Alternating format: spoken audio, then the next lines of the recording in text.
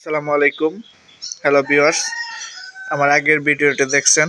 আমরা আজকে এসেছি, আমি নিজে ইব্রাহিম হোসেন কবির,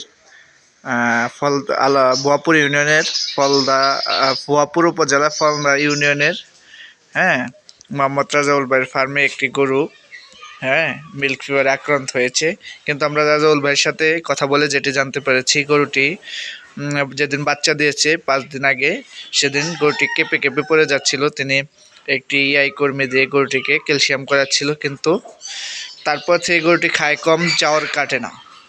কিন্তু আমরা আপনারা লক্ষ্য করেন যে দেখেন গরুটি যে খায় না, সেটা দেখেন, এই যে গরুটি খায় না, দেখেন এই যে চামড়াটা ধরেছি, এই চামড়াটা ছেড়ে দিয়েছি, দেখেন চামড়াটা কিন্তু ওইভাবেই আছে।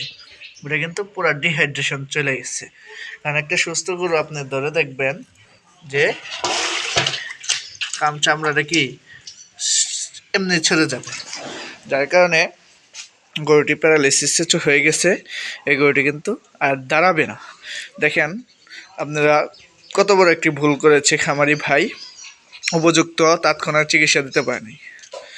এটি গ্যাস হয়ে প্রত্যেকটির ব্লাডে চলে গেছে, এটা কিটোসিসে চলে গেছে। এই গরুটি গ্যাস থেকে ডিহাইড্রেশন হয়ে গরুটি মিল্ক ফিভার হয়ে ক্যালসিয়াম শূন্যতা হয়ে গরুটি আর দাঁড়াবে না। তো চিকিৎসা শেষ, গরুটি কিন্তু এখন বাতিল হয়ে গেছে। যার কারণে আপনারা কেউ বাচ্চা যখন গর্ভে আসে সকলেই ক্যালসিয়াম খাওয়াবেন, নিয়মিত ভিটামিন খাওয়াবেন, কৃমিনাশক করে রাখবেন।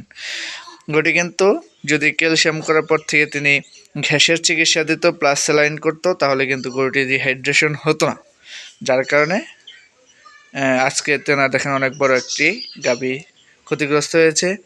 ভিডিওটি যদি ভালো লাগে অবশ্যই আমাদের চ্যানেলগুলো সাবস্ক্রাইব করে দেবেন।